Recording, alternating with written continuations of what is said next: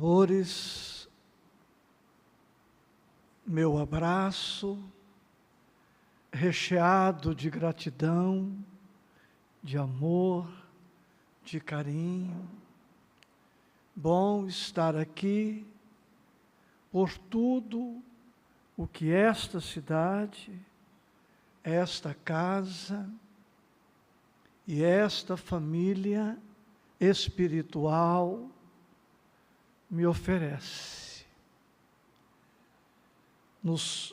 No auge dos seus programas, o Faustão, nos tempos de Globo, repetia sempre uma frase que eu particularmente amo muito e adoto.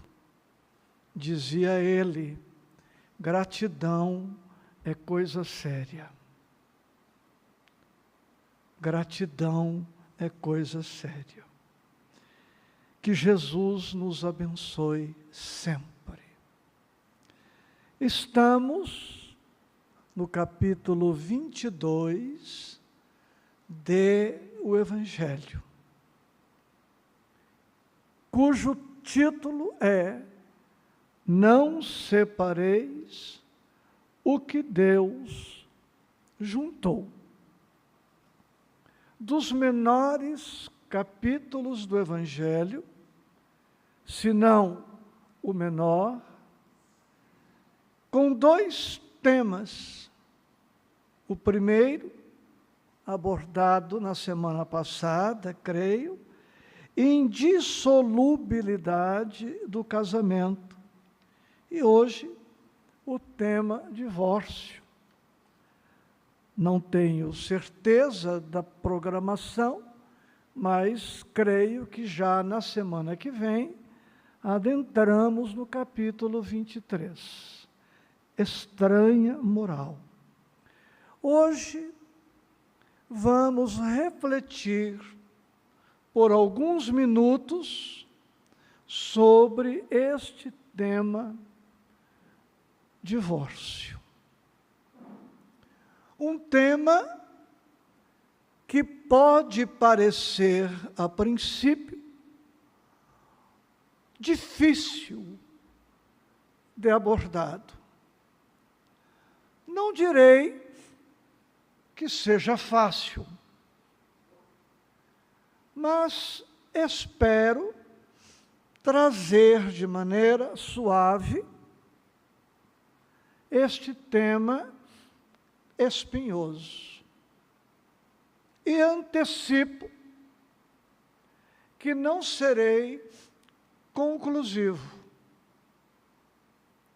Não é possível trazer receitas prontas, acabadas, definitivas. Vejamos algumas premissas que são também algumas dificuldades. Falando em números redondos, arredondados, nós temos 200 países no planeta Terra.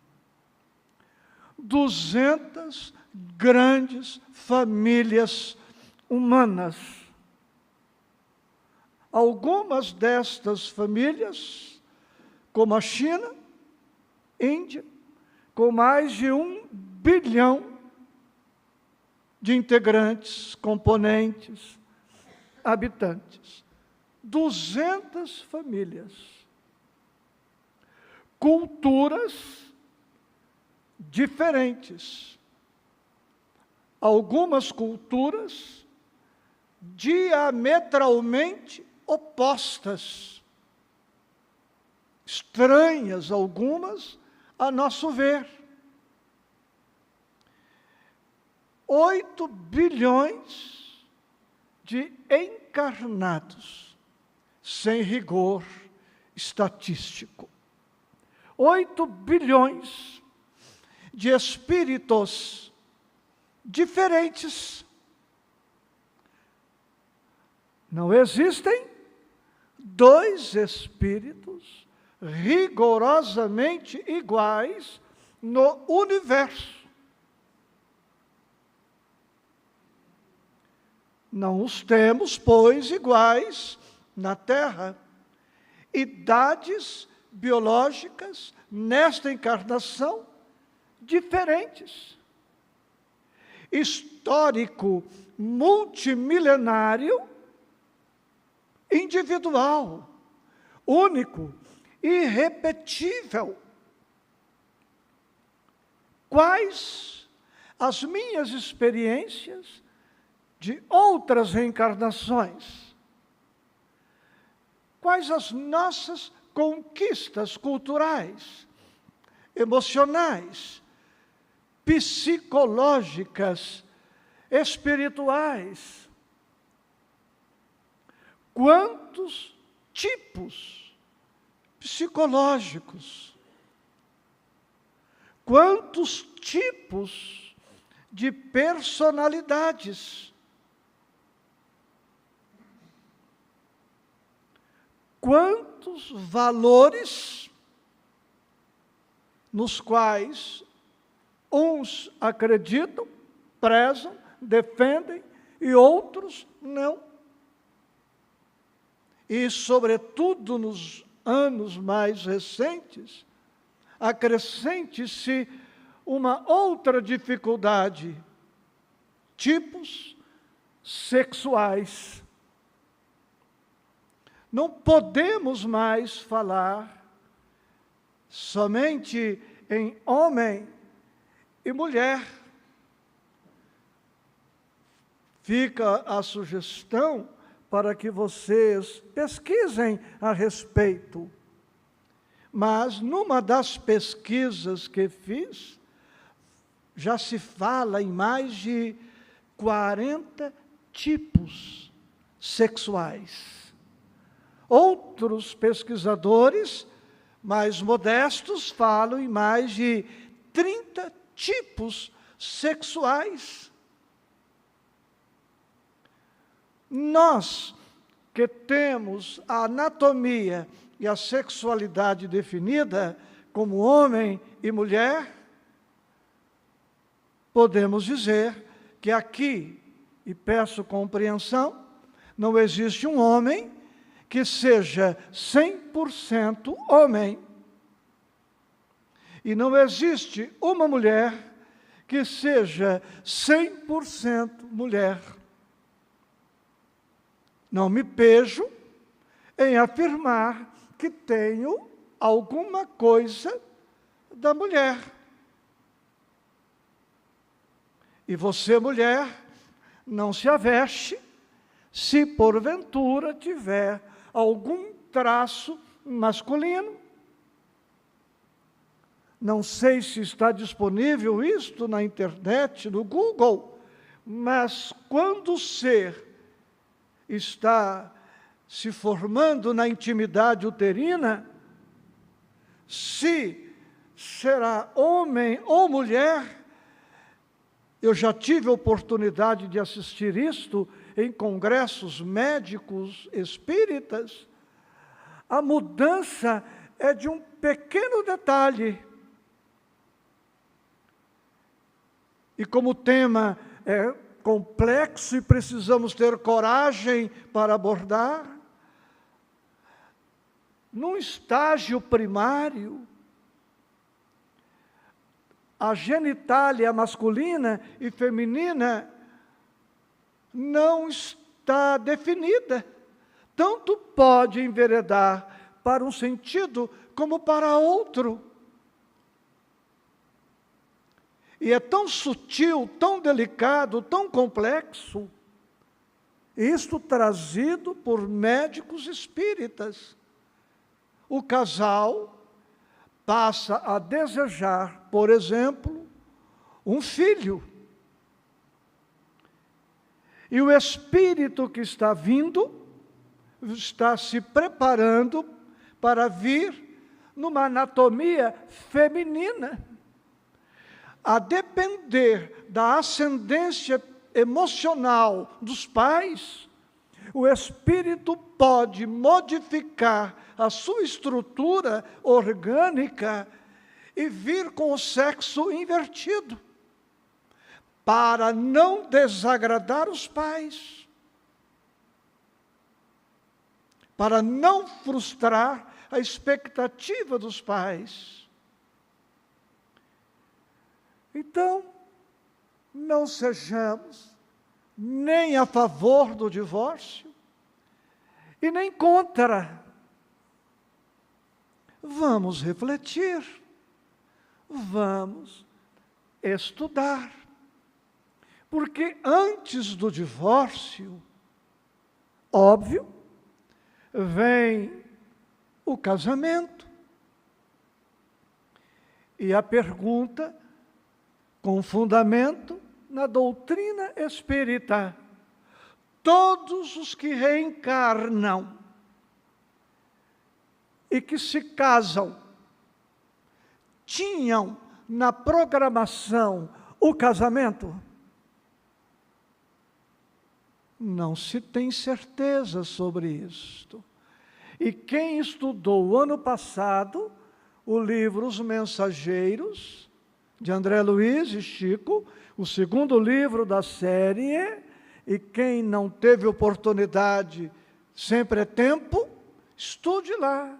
Nos primeiros capítulos, a história de um médium que veio com o compromisso de não se casar. Mas aqui envolveu-se afetivamente, sexualmente com uma jovem de nível moral, espiritual inferior a ele, e ele se perdeu no traçado reencarnatório, casou e comprometeu toda a programação estabelecida no mundo espiritual antes da reencarnação. Nós sabemos que duas pessoas não se encontram por acaso. Há razões profundas para que duas pessoas se aproximem, mas daí a afirmar de maneira formal, definitiva, que somente por isso precisam casar, acreditem, há casamentos acidentais, como há uma série de situações não previstas antes da reencarnação. Não sei agora dizer quem foi o expositor da semana passada, mas consta aqui do tópico indissolubilidade do casamento, no item 2. Imutável só há o que vem de Deus. Imutável só há o que vem de Deus. Quer dizer, tudo o que é de natureza humana é mutável. Existe, amores, algo que afeta a todos nós, a impermanência de tudo o que se refere à vida na Terra. É uma lei, a lei da mudança, a lei da impermanência. Vamos seguindo nos apontamentos. Outra dificuldade, explicitando melhor os tipos psicológicos de personalidade, dá-se o seguinte, e estou afirmando: eu amo, tu amas, nós amamos. Não existe criatura destituída de amor. fora do amor. Nós somos filhos do amor. Ocorre que no estágio evolutivo em que nos encontramos, e estou afirmando outra vez, eu amo, mas sou orgulhoso. Eu amo, mas sou egoísta. Eu amo, mas sou vaidoso. Eu amo, mas sou estressado. Eu amo, mas sou ansioso. Eu amo, vou compor um decálogo. Eu amo, mas sou inquieto. Eu amo, mas tenho meus medos. Eu amo, mas tenho as minhas inseguranças. Eu amo, mas tenho o meu grau de impermanência. Eu amo, mas tenho um nível de inconstância. Para ficar em 10 deficiências morais. Porque são milhares.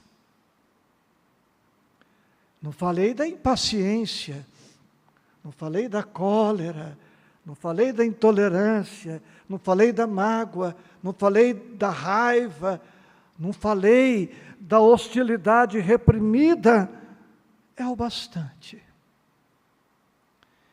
Então, quando nós vamos para um relacionamento conjugal ou não, pode ser um relacionamento fraterno, pode ser um relacionamento entre companheiros dentro de uma casa espírita.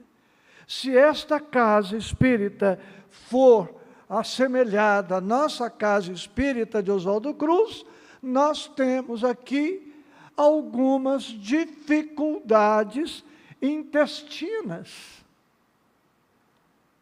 internas. Por quê? Eu amo o grupo, continuo afirmando, mas eu sou meio mandão.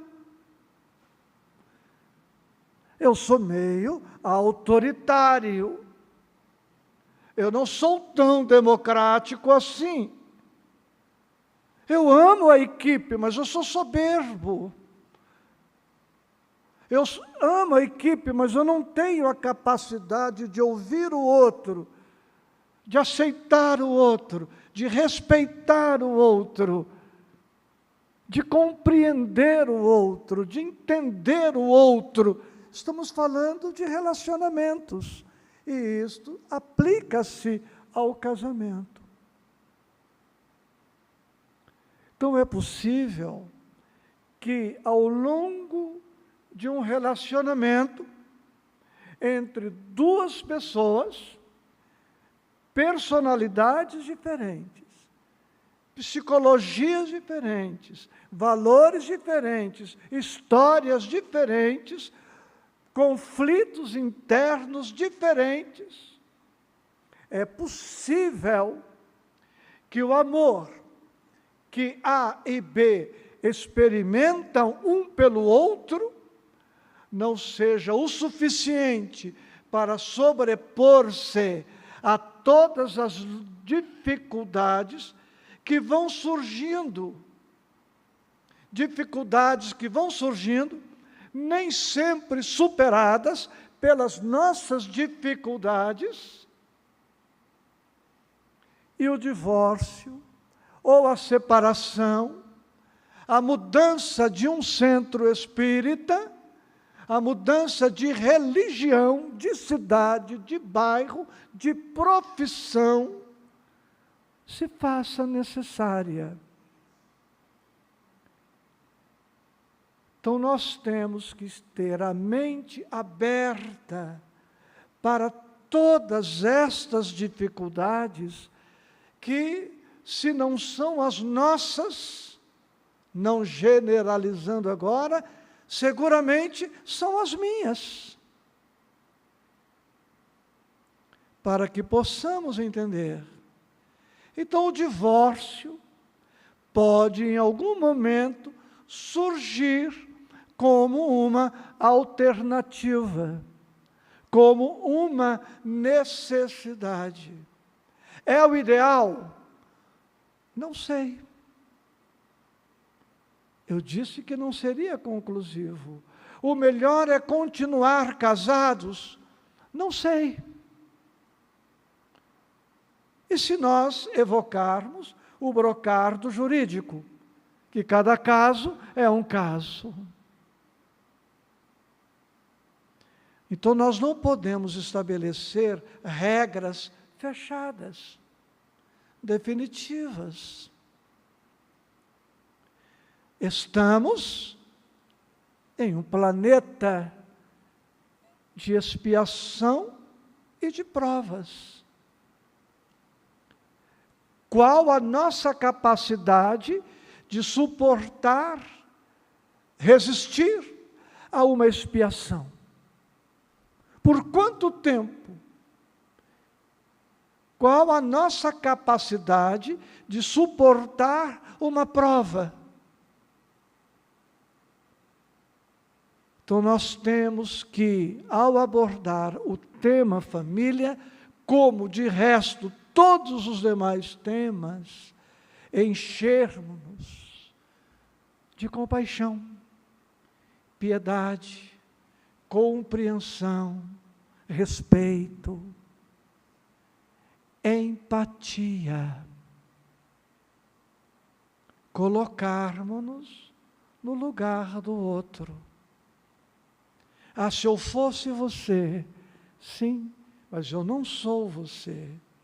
Ou você falando para mim, se eu fosse você, sim, mas você é outro ser. É outro ser.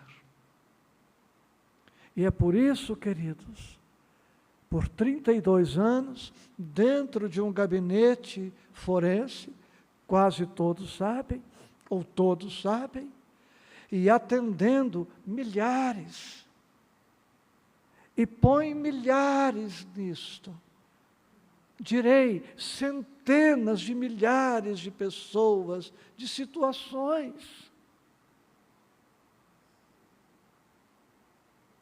E também no atendimento fraterno das casas espíritas, atividade que eu faço até hoje, amo fazer.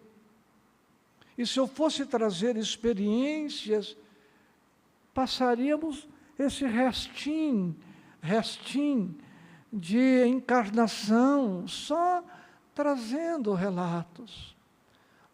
Vou compartilhar um com vocês.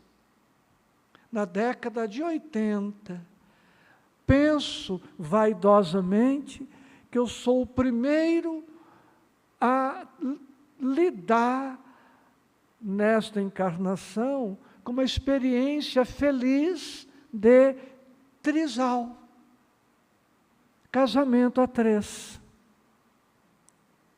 Na década de 80,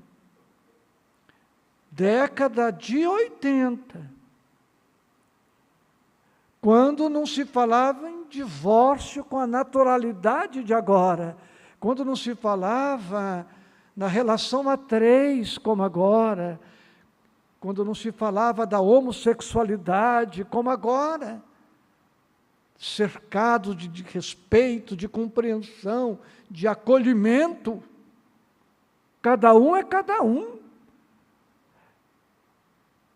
Eu fiquei sabendo que um rapaz, era ainda rapaz, tinha 2 esposas, morando na mesma casa. E o moralista aqui, em nome da moral, da ética, resolvi botar o bedelho. Chamei os 3 no gabinete, isso há 40 anos, amores. E falei, olha, um escândalo. a vila onde vocês moram está chocada. Vocês três. Vocês vão ter que separar. Como se eu tivesse tal poder.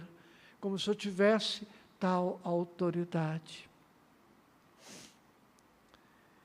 E a esposa, a primeira, com quem o rapaz estava casado, legalmente, nem tudo que é legal é moral.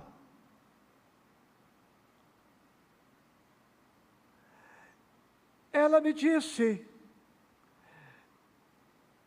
eu fiquei muito doente, imprestável como mulher.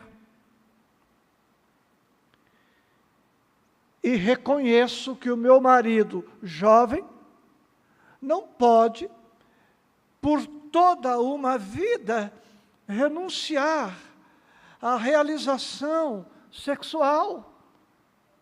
Ele precisa de uma companheira, ele precisa viver a vida sexual dele. E na minha imprestabilidade, eu disse a ele que ele estava no direito de procurar outra. E que eu aceitaria que esta outra viesse morar conosco. Eu continuaria sendo a parceira em tudo que eu pudesse. E ele teria na outra amiga, companheira, mas também aquela que haveria de satisfazê-lo. Eu disse, não, isso não pode, é ilegal, adultério, bigamia. E ela disse, se o senhor insistir, eu vou praticar suicídio. Isso é problema nosso. Nós estamos felizes assim. O senhor não tem o direito de interferir. Eu vou praticar suicídio. Verdade ou não, eu não quis pagar para ver. Eu não podia ficar responsável por conta de uma lei humana, que é válida, respeitável.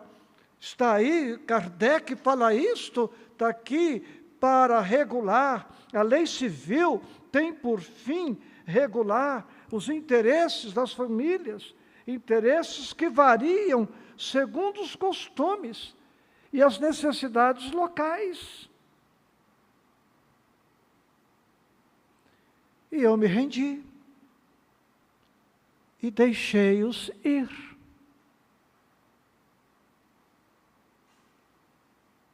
Que Deus os abençoasse. E eu os abençoei. Embora a minha bênção não valesse muita coisa, mas é sempre um pensamento bom. Bem, outro caso para encerrar.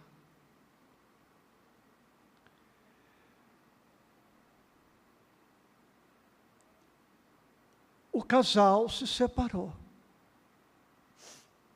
Passado um mês, a mulher, premida por algumas circunstâncias, deliberou procurar o marido, ex-marido, e propor a reconciliação.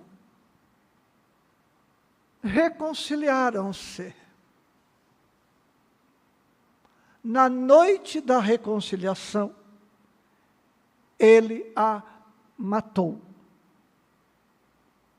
com mais de uma dezena de facadas. Puxa, que ruim! Divorciaram-se? Não sei. Reconciliaram-se? Puxa, que coisa boa! Não sei. Quem sabe? Quem tem certeza?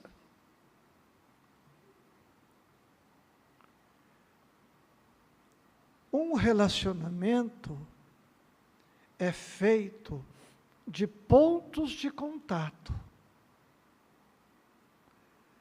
A vida a dois é feita de encontros que se consolidam com o tempo. Mas existem duas coisas: a construção e a desconstrução. Para que a construção não avance no rumo da desconstrução, vem um outro requisito essencial, que é a manutenção, o investimento no vínculo. Então, duas pessoas começam no primeiro olhar, numa primeira aproximação, e ao longo do tempo vão construindo pontos de contatos. Quanto mais pontos de contato, melhor.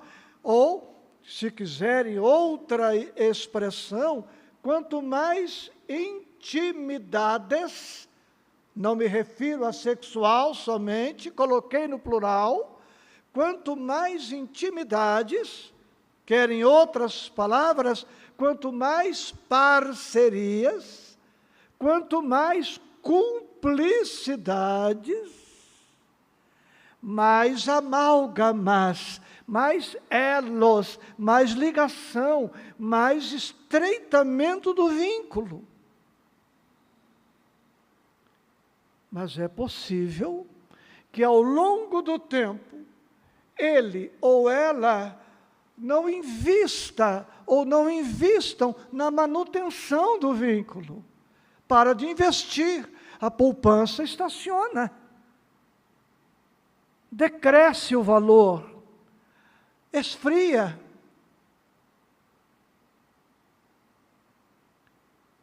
E nós vamos desconstruindo. É por isto, e vocês sabem, por experiência pessoal, ou por experiência da vida, que a pior das solidões, ou da solidão, é a solidão a dois. Ele, ela, ou ela e ela, ou ele e ele, dentro da abertura hoje, não se abrem, vão se tornando desconhecidos, não conversam, não dialogam, se tornando dois estranhos, dois indiferentes dentro da mesma casa.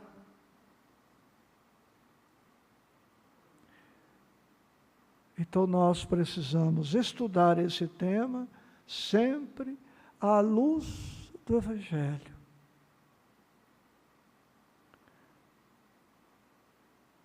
Claro que estabelecido um contrato, estabelecida uma relação, um casamento, espera-se que as pessoas invistam nesta relação, alimentando esta relação, para que ela permaneça viva, pulsante, motivadora.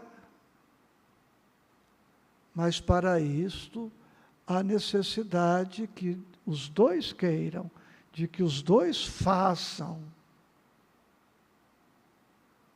Porque amar, diz-nos Jesus, é fazer. Faça a outrem tudo que queres que outrem te faça. E não faça a outrem o que não queres que outrem te faça. É por isso que Jesus não era contra o divórcio, porque na terra nada é para sempre. E por isso a doutrina espírita não é contra o divórcio. Porque pode surgir situações em que o divórcio surja como uma necessidade, imperiosa ou não, não é possível julgar.